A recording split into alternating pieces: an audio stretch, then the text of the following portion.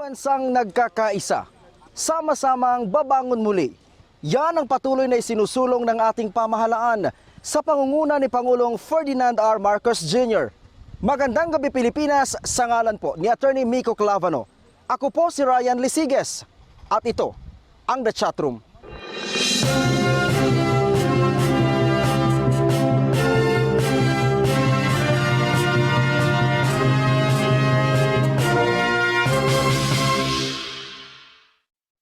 Ang bayan ng Lulungan ang pinakamalaking munisipalidad sa probinsya ng Lanao del Norte in terms of land area. Gayunpaman, makalipas ang halos 50 taon ay maisa sa katuparan na ang matagal ng pangarap ng mga taga-Lulungan ang magkaroon ng elektrisidad sa kanilang bayan. At ang pangarap na yan ay isa lamang sa mga tinupad ng kanilang alkalde na pinasok ang mundo ng politika para siguraduhin magkakaroon ng magandang pagbabago sa oras na siya ay maupo sa pwesto. Ang ama ng bayan ng Lulungan sa probinsya ng Lanao del Norte na National Vice President for League of Municipalities at President ng LMP Lanao del Norte Chapter, Mayor Marcos Mamay. Magandang araw po, Mayor Marcos Mamay. Bago pang lahat, maraming salamat po sa pagpapaunlak sa aming imbitasyon dito po sa The Chatroom. Maraming salamat din sa opportunity na to na makapanayan po ninyo.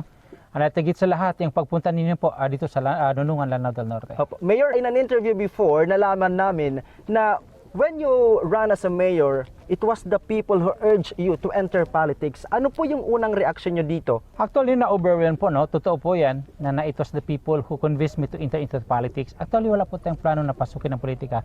But then, because of yung mga constituent natin, na sila na po yung mismo gusto na pasukin natin ng politika, knowing the fact na Lulungan kasi deprived when it comes to peace and development. Masasabi niyo po ba, Mayor, na talagang hindi nagkamali yung mga taga-Lulungan ng piliin kanila na mamuno po dito sa bayan na ito? Yes. Masasabi po natin kasi napipil naman din natin. Pakikita din naman natin kung anong nakita, anong improvement, no, development na nangyari sa Lulungan. At yun na po makapagsasabi na di po sila nagkamali. Opo. Mayor, from the time that you were elected as Mayor of Lulungan, talaga namang napakalaki na po ng naging progreso ng bayan na ito. It is also in your time na nagkaroon na po ng kuryente ang Lulungan. Maaaring mo po bang maikwento paano ito nagsimula? O nga pala, no? Actually, yun kasi ang promise ko sa mga tao, no? Even before my assumption in the year 2016, na bago matapos yung termino po natin, na fully established na ang lahat. Andoon yung stability ng peace and order, andun yung accessibility and at the same time, yung installation ng electrification dito sa Lulungan. Ano-ano pa po, Mayor, yung masasabi natin na naging progreso ng bayan po ng Lulungan aside po doon sa unti-unting pagkakaroon na po ng elektrisidad dito po sa lugar na ito? Ayun nga po, as I said earlier, no, na ito po yung connectivity after realizing yung 1.5 billion worth ng concreting ng national road, that is a circumferential road connecting the 3 municipalities in Lanao del Norte. Through our initiative po yan, no, along with the provincial leaders natin, with the able leadership of Governor Angking Quebranza de Mapuro, at saka sa dalawang congressman, kay former congressman din, Abdullah Babi de Mapuro, at saka kay Kong Kali de Mapuro. So dahil po sa mga effort natin, no, at saka sa kanila, sa province, ay nangyari po ang lahat na ito. So pangalawa, ito po yung stability ng peace and order, knowing the fact na ang Lulungan kasi was named before as the Rido capital sa buong Lanao del Norte. So yun ang pinagsisikapan natin, paano natin ma-stabilize ang peace and order, because yan po ang pinaka-importante, no? That is one of the biggest factor na we have to consider, paano natin ma-promote para makaroon tayo ng influx ng turista dito sa Lulungan. Then finally, ito po yung electrification, na which is mangyayari na andyan na, kita niyo na po yung mga poste, na ma-realize po yan after 3 months po. I also heard, Mayor, na meron ding gagawing relocation, particular na po yung mga nakatira dito sa area na to? Yes po, nakikita niyo naman po, no, which is 40 meters away sa lake, bawal po tumayo ng bahay. So yung existing na mga bahay na yan, magkakaroon po tayo ng proper relocation po para sa 25 million na gagawin nating Maranao Village or na galing sa NHA. Alright, at mas makikilala pa po natin si Mayor Marcos Mamay sa pagbabalik po yan ng The Chatroom.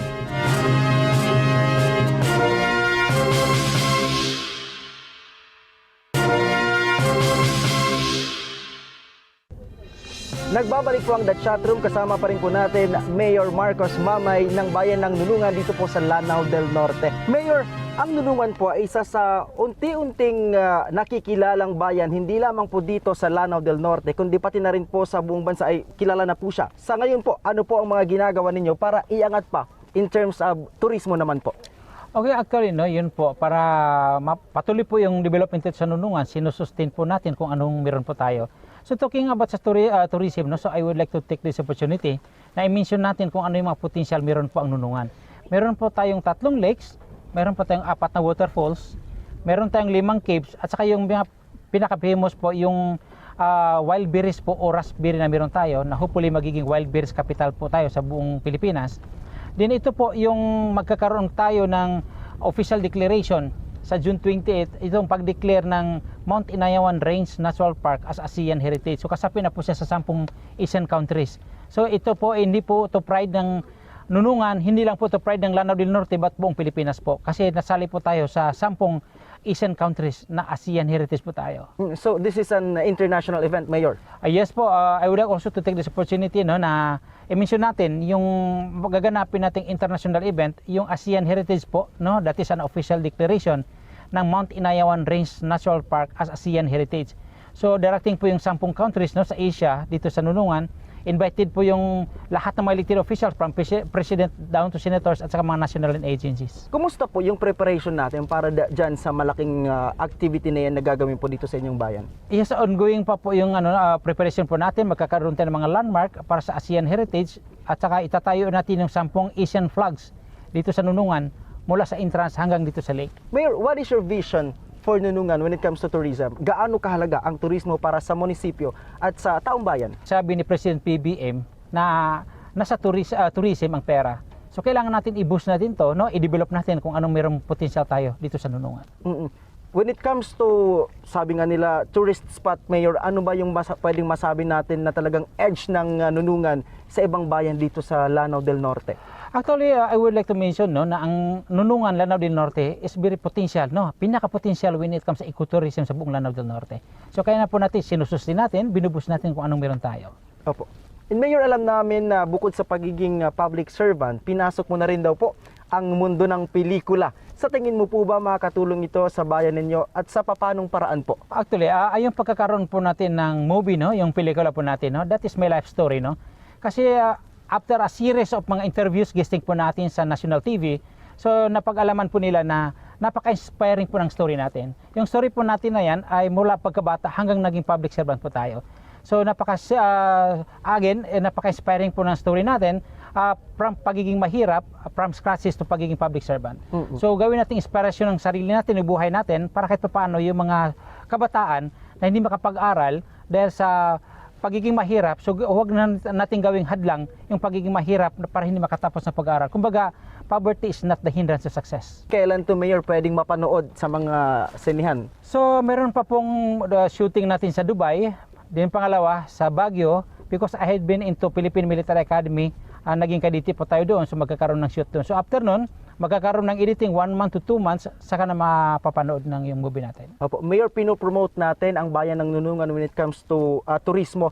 Kumusta naman po yung peace and security dito sa inyong lugar? So again, kaya nga, pinaka-importante kasi, no, sa pag-promote natin ng turismo, yung stability ng peace and order. So, ina-stabilize po natin, no, ginagawa natin from time to time, kasi naging culture kasi ng mga Muslim, yung pagkakaroon ng family feud. So kumbaga, wag sana natin gawing culture ito, kasi kahit sa banal na Quran ng Muslim, wala doon, hindi nakasa doon na gawing culture ang rido, yung family feud. So yung we would like to announce, proud kami na ang Nunungan kayo napaka-peaceful pa sa ngayon. Alright, ito naman po, Mayor, ang ilang isyong may kinalaman po sa Nunungan, and we want to ask for your point of view, stand-in clarification, or how would you like to address the issues? Narito po, Mayor, ang ilang statement. Pinagsasabay daw po ang mundo ng showbiz at ang mundo ng politika. Okay, I would like to clarify, no, na hindi po natin pa nagsasabay. Nagkataon lang po na life story po natin ang gagawing pelikula. Kaya nga, sinasabi ko po kasi napaka-inspiring po ng movie natin. May nag-alok kasi sa akin na baka gawin natin movie. So kaya sabi ko, okay, opportunity din to. Kasi para kahit pa paano ma-promote din natin kung anong meron sa Nunungan. Kasi yung shooting kasi natin, knowing na life story natin to, so of course, sa Nunungan, isi-shoot. So yung mga celebrities, yung mga cast po natin, pumunta dito sa Nunungan. So that is also part of promotion. Alright, huwag po kayong bibitiw, mas malalim na talakayan pa ang ating gagawin kasama si Mayor Marcos Mamay ng Nunungan, Lanao del Norte sa pagbabalik po yan ng The Chat Room.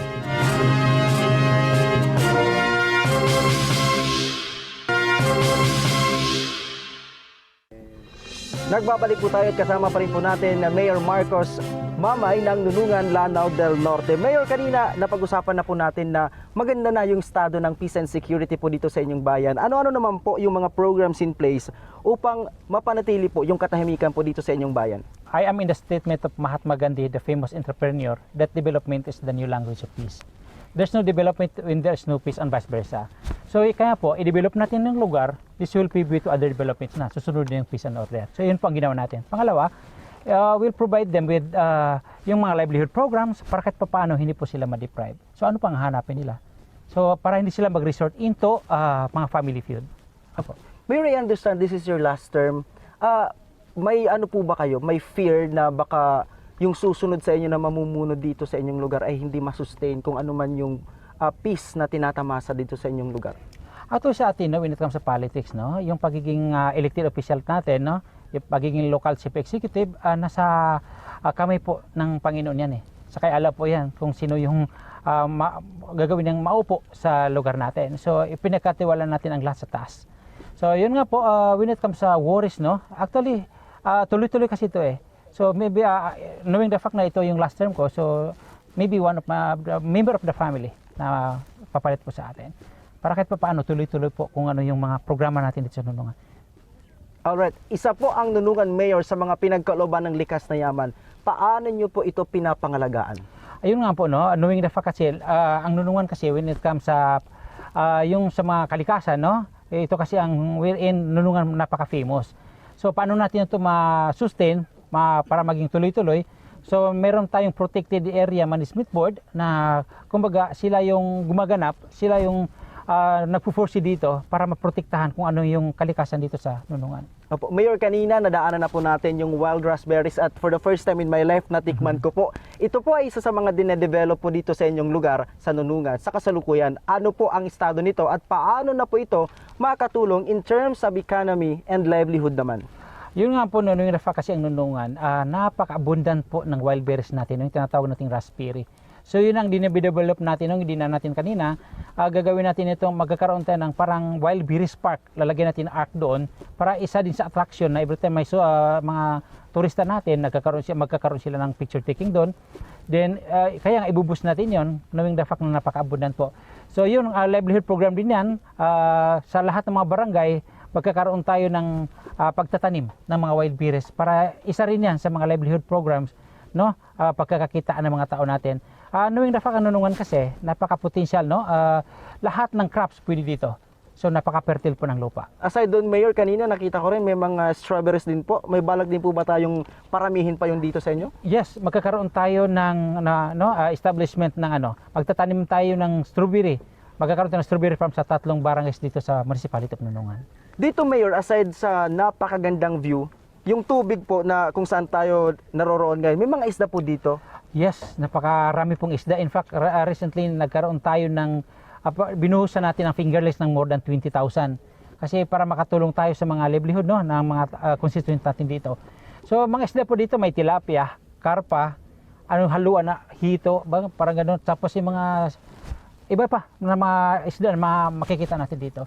So ito si Erin nakabuhay nung fact Nunungan kasi purely agriculture, although may fishery tayo. Other than that, Mayor, I understand may plano ka pa dito sa pag-develop, may mga ilalagay ka pa, attractions? Yes, kitang-kita niyo naman po na bakit plain po ang nakikita natin kasi may development plan dito. Magkakaroon tayo ng circumferential road, no, paikot dito para sa triathlon. Then meron din tayong cable car paikot sa mountain na to. Then meron po tayong zipline magko-cross sa lake na to. So marami pa po idadagdag dito. Alright, magbabalik pa po ang The Chat Room.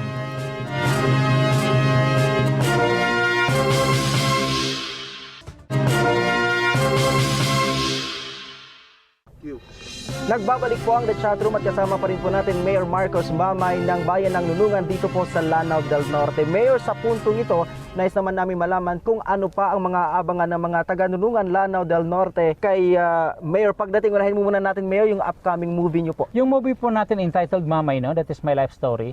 So yung mga cast po natin, i-mention lang natin, andun si Jeric Rabal, siyang gaganap na Mayor Marcos Mamay, si Aramina, si Ali Forbes, marami pa. Si TG Marquez, Ron Angeles, no, si Victor Neri, si Divon, si Ron, as marami pang cast, hindi maisa-isa. So, yun nga, ang i-highlight din sa movie na to, isa na doon yung pagkakaroon natin ng family feud. Kaya ginawa natin itong advocacy film, no? Para itap natin yung deep ed, para maintindihan ng mga kabataan, yung mga estudyante, ano yung family feud, ano yung rido na nag-exist sa mga Muslims. Yun. So, yun po, abangan po natin yan, no? Malapit na po. Baka aabot tayo ng 2 to 3 months saka natin mapanood yun. Ano naman po, Mayor, ang legacy or paano nyo po gustong maalala kayo ng mga taga-Nunungan bilang isang public servant? Yung pagsiservisyon po natin na mabuti, no? Genuine na servisyo natin sa mga constituent natin, yun po ang maging legacy natin. Nakita naman po nila, sila na po magsasabi kung ano po yung mga legacy natin. Kasi lahat alam natin, knowing the fact, Nunungan kasi, pagpasok natin sa politika, parang kumbaga sa pag-aaral, nag-grade 1 pa lang tayo. So kung anong nakita ninyo, yun po, due to our effort po yan. Alright. Ngayon naman po, mensahe ninyo po sa mga taga-Nunungan, Lanao del Norte, Mayor. So bilang kauli-ulihang mensahe, no, I would like to take this opportunity na pasalamatan yung national government, especially sa provincial government natin with the able leadership of Governor Angking Quebra sa Dimapuro, sa former Congressman Abdullah Babi Dimapuro, at sa kay Congresswoman Amina Dimapuro at sa kay Kali Dimapuro. So yun nga po lagi kung sinasabi, no, so wala po siguro mangyayari sa Nunungan kung wala po sila. So yun lagi po yung pasasalamat namin sa kanila. Then sa mga constituent naman po, no, so laking pasasalamat ko din because sa cooperation, kailangan kasi yung cooperation, collaboration, otherwise wala pong mangyayari. Yun po ang sinasabi ko lagi na without the cooperation of my constituent, everything will turn futile, wala pong mangyayari. Maraming salamat po. Maraming salamat po, Mayor Marcos Mamay, sa pag-imbita sa amin dito sa napakaganda at progresibo niyo pong bayan. Maraming salamat din po. At bilang responsableng mamamayan, mahalagang magkaroon tayo ng malawak na kaalaman tungkol sa pamahalaan at sa mga pangyayari sa ating bansa. Kaya naman ugaliing tumutok dito sa The Chat Room. Ako po si Ryan Lisiges. Magandang gabi, Pilipinas.